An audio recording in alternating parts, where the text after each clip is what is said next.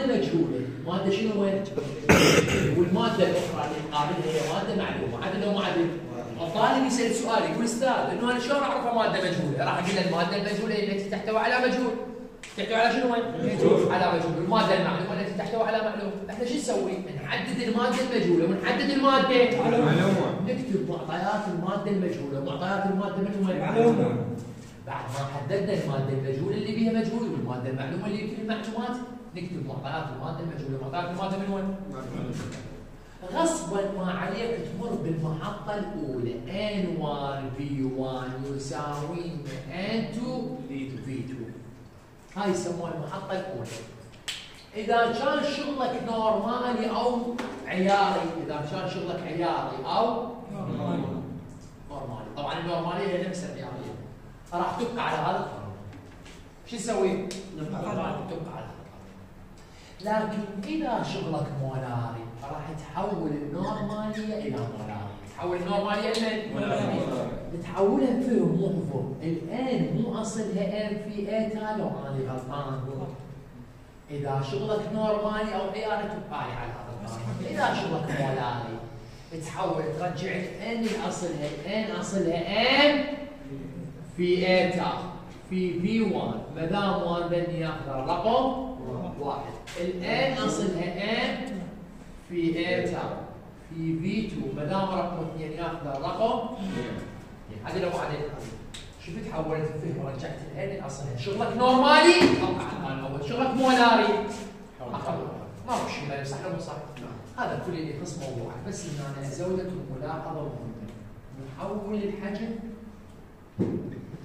عند وجود كتله في السؤال. يعني اذا اكو كتله بالسؤال حول الحجم، اذا ما اكو كتله ما نحاول. لا تحول الحجم، خطا جواب. تعال انا معلم استاذ شلون احل السؤال؟ الكل طلع السؤال صفحه. طبعا انا كتبت ملاحظات بين ما حب لازم شفره، ما حب اكتب بين ملاحظات لان الطالب ولا يقل حتى المداخل ما يستفاد مني. وانا ما هسه نجي الى صفحه 19 اول سؤال. عدل ما عدل حب بس لازم شو الماده المحلوله. قال لك ما هي انتبه للكلمه مولاريه على السؤال الواحد. ما هي مولاريه محلول حامض الهيدروكلوريك؟ ايش طلب الهيدروكلوريك؟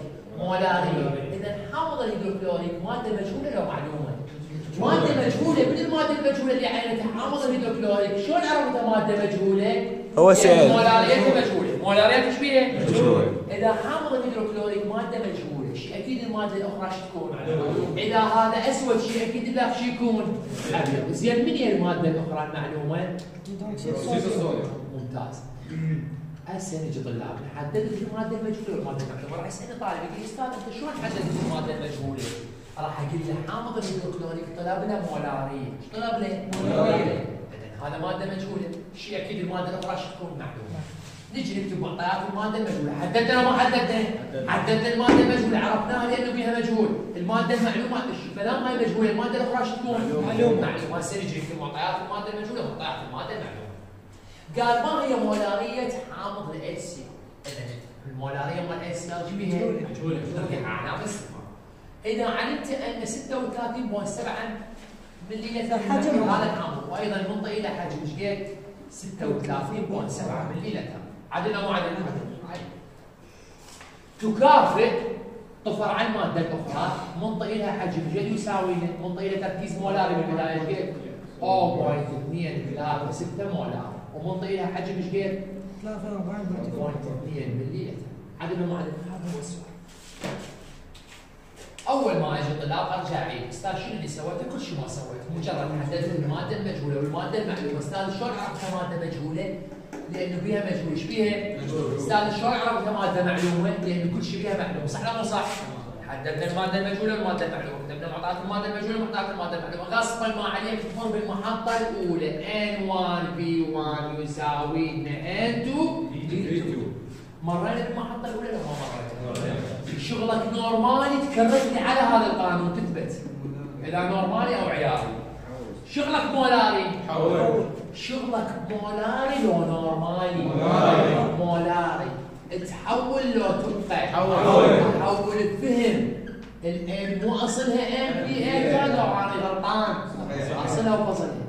في في 1 ما دام 1 ياخذ الرقم 1 ما ترقم عادي ماكو كل اشكال. يساوي ان الان مو اصلها ام في اي تالي لو انا غلطان في في 2 اذا ياخذ الرقم 2 عدل لو ما عدل؟ هسه شغلتك انت بس الصفط هنا لانه فصلك عباره عن تصفيق. هاي الام معلومه لو مجهوله تنزل مثل ما هي. معلمك شلون تستخرج الايتا؟ الايتا للحامض عدد ذرات الاتش قد؟ واحد. الحجم احوله لو ما احوله؟ الطالب الغبي يقول احوله، الطالب المطفي يقول احوله. ما عندك بالسؤال قلت له ابني هسه عبرنا عن الماده الاخرى، ايش قد تركيزها المولاري؟ معلوم 0.236. الايتا للقاعده عدد ذرات الاو اتش ايش قد؟ واحد. الحجم احوله لو ما احوله؟ ليش ما احوله؟ هسه انت تقدر هذا تكتب الحل وتساوي الناتج وخلاص، انت حلك المولاريه وحداتها مولاري او مول على لتر، عدل وما عدل؟ لكن الناس شغالين مبسط العمليات الحسابيه عندك، الخطوات سهله ولا صعبه؟ سهله. تطلب مباشره الناتج ماكو اشكال، بس انا ما احتاج احد الطالب اوصله الناتج. اسحب المجهول، صح لو مو صح؟ اذا بصفوا المجهول مضروب بالمجهول ينزل المقام واحد في هذا الرقم نفسه لو مو نفسه؟ او تقدر تقول البعيد على القريب، هذا الرقم فيه واحد نفسه لو مو نفسه؟ نفسه لو مو نفسه؟ ابسط رياضيات لك اخذ من الرياضيات 36.7 عدل وما عدل؟ معلمك بلون فارس عندك 2 3 6 وعندك 4 3 2 عدل لو ما عدل؟ او ما عندنا خطا؟ لا سريع لو بطيء؟ سريع 2 في 6 12 بليد 1 6 7 4 ضيف 0 قدمنا مرتبه عدل لو ما عدل؟ 3 في 6 14 8 بليد 1 3 في 3 9 1 3 في 2 6 1 ضيف 0 شو قدمنا؟ 4 في 6 24 4 في 3 12 13 14 4 في 2 8 1 2 15 عدل لو ما عدل؟ 9 10 7 و4 11 13 شنو 15 شنو انا زايد انت ايش فيك؟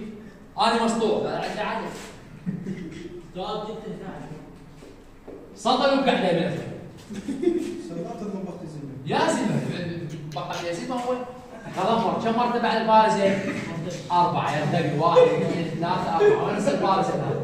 اهم شيء بالقسم المعلم لازم اتخلص من البارزه او اساوي مراتب هنا. ليش؟ هنا بارزه هنا كم مرتبه على البارزه؟ 4 وهنا وحده كم صفر؟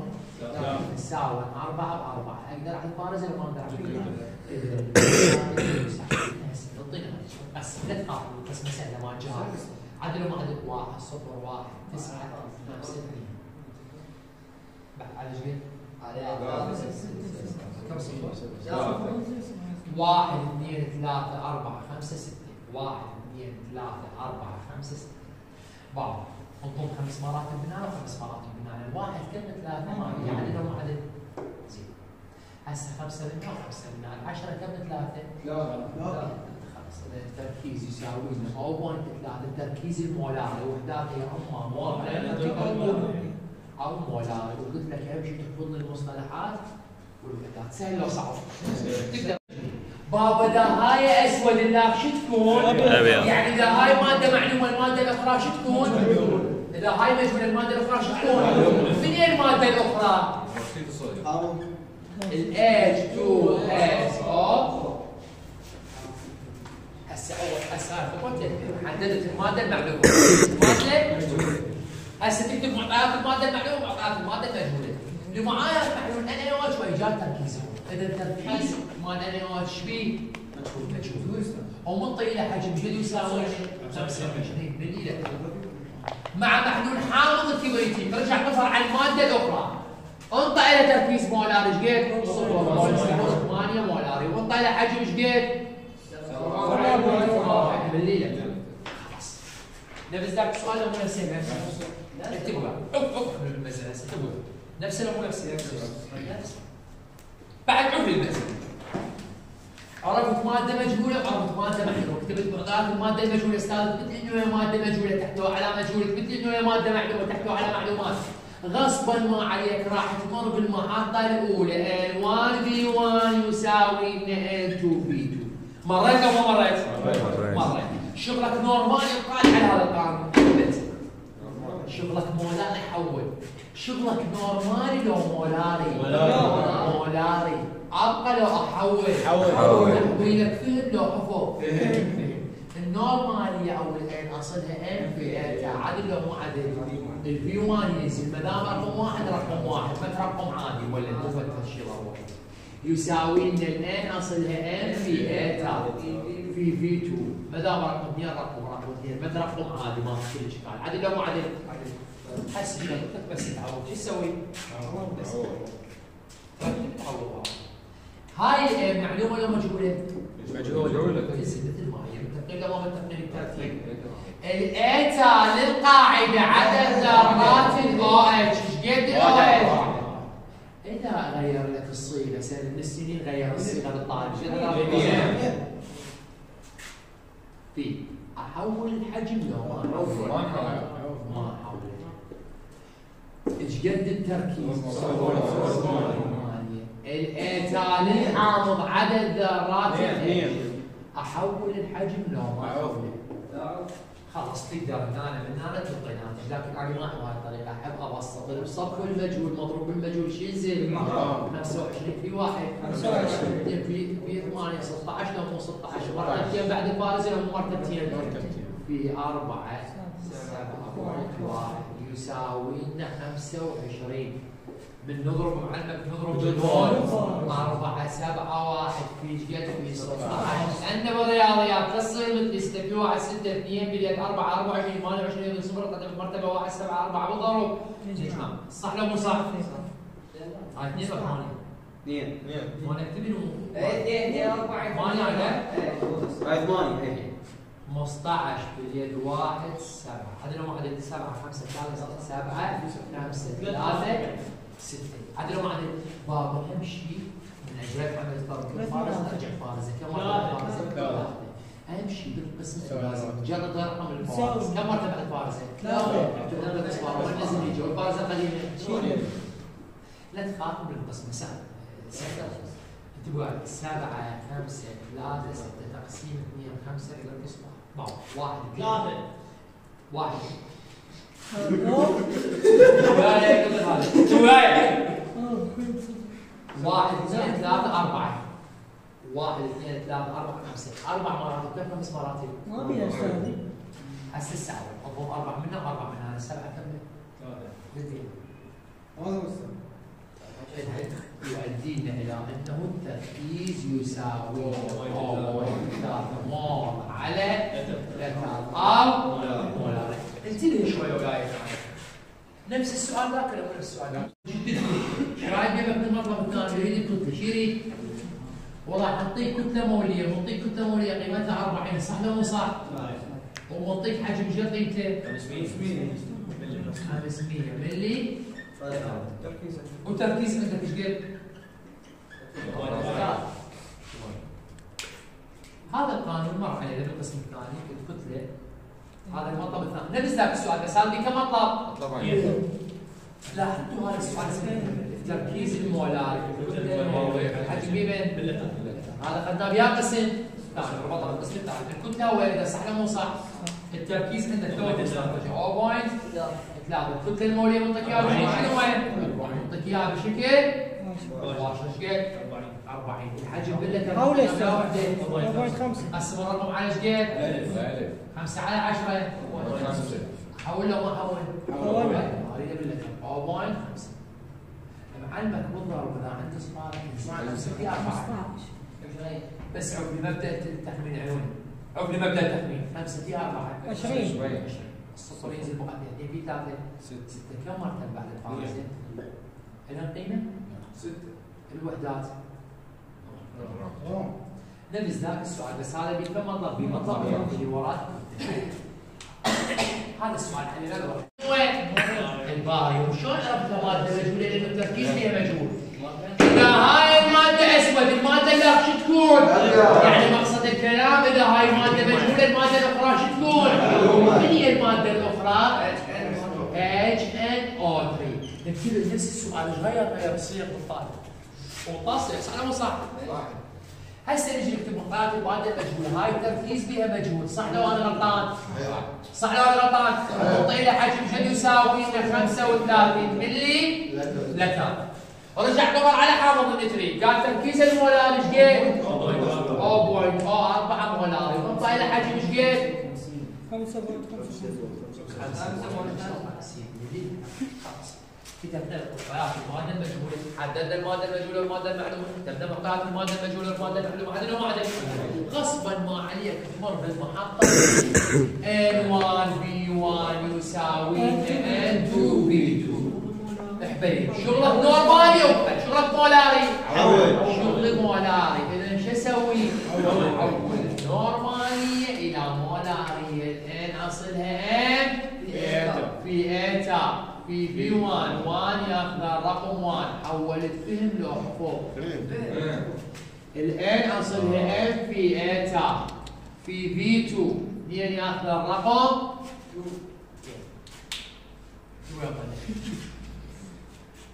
معلومة لو مجهولة؟ مجهولة مثل ما هي لا تخاف. الايتا للقاعدة عدد ذرات ال OH، الحجم احوله لو ما حوله وليش؟ هاي M 0.04. الايتا للحامض عدد ذرات ال H. دارسين بيش المحاضرة الايتا لا ما دارسين؟ شلون قالتنا الايتا؟ اسحب المجهول، اذا بصفوا المجهول 70 مجوز المقام، فهو 35 مضروب 70 ما تعرفوا ايش معها. واحد في هذا الرقم نفسه لو هو نفسه. اللي اريده من المكن تعرف 70 تنزل مثل ما هي، تيجي تضرب كل شيء مجهول. 5 4 اللي اريده من المكن تتهنى بالعمليات تساوي هذه لو معدل 4 25 20 عدد معادلة دول ولا لا؟ صحيح. حلو. 2 صفر. كم مرتبة بعد؟ 4. سولف للصفر إلى قيمة؟ كم مرتبة بعد الفارزة؟ مرتبة صفار وأنا تنزل الجو الفارزة قيمة؟ 70,000. عدد معادلة هسه تجي 2 تقسيم 7 4 صفار. عدد معادلة 4. نفس الشيء. 3 مراتب كم 4 مراتب؟ العب كم 5 مراتب؟ 4 مراتب كم 5 مراتب؟ 2 لا شو انا واحد حتى هاي ما فيها. زين هسه نقوم 22 كم 7؟ 4 من هنا 3. 22 كم 7؟ 3. عدلهم عدل نزلنا نفس العدد. سهل مو سهل ولا سهل؟ يبقى يودينا الى انه المولاري صفرين 3 مول على لتر او مولاري. هذا بمطلب اخر، ايش بيه؟ مطلب اخر. شنو المطلب الاخر؟ المطلب الاخر ابني راسيا لك الكتله مجهوله وانطاك حجم ايش قد؟ 750 ملي لتر وعندك تركيز توك مستقر 0.03 صح لو مو صح؟ صحيح. ما كتله مروليه ما كان في رقم مرجع مباشر. وانا قلت له عندك سوي له؟ ولا شيء غير مباشر تعرفون في رقم ايش قايل لك؟ قايل لك البي ايش قد؟ 137 والاتش 1 اذا يعطيك اعداد ذريه معناته انطاك كتله موليه بشكل غير مباشر. السنه النسبي ننطاها للطالب بشكل مباشر، قد انطى قيمتها؟ انطاها هاي السنه بيوم. السنه من السنين قال لا ما راح نعطيها للطالب بشكل مباشر، راح نعطيها بشكل شنو؟ غير مباشر. فالطالب عليه انه يرجع رقم في رقم. ايش قد البي اي؟ 1. رقمها ايش قد؟ بين نص وشكو الاوش قد؟ 1. رقم ايش قد؟ مضروب ايش قد؟ لانه 2 مضروبه بالاو مضروبه بمن؟ مع 16 نص احنا ندرس كام ولا ندرس كام؟ زائدا الاتش ايش قد؟ 1. رقمها ايش قد؟ 1. مضروب بايش قد؟ 2. اضربها لتبقى راح يطلع 171 غرام عليه. وممكن يجي في السؤال يعطيك الكتله الموليه بشكل مباشر، هو يقول لك 171. اكو داعي بعد الدليل لشغلات؟ استاذ نحول هسه نجي نكتب القاعده نفس ذاك السؤال هو نفسه طبعاً اذا الكتله تساوي تربيع المولات الكتله الموليه بالحجم بمن؟ بس هو الكتله مجهوله تركيزنا 0.03 صح ولا مو صح؟ كتلتنا الموليه ايش قد؟ 171 الحجم حول قسمه على ايش قد؟ 0.0 على 100 يعني 75 بمن؟ بس هو يرتب يصير شنو قدام الكتله؟ هسه عادي امسح المعطيات عندك 1 7 1 في ايش قد؟ 3 1 3 1 5 مو لا 13 في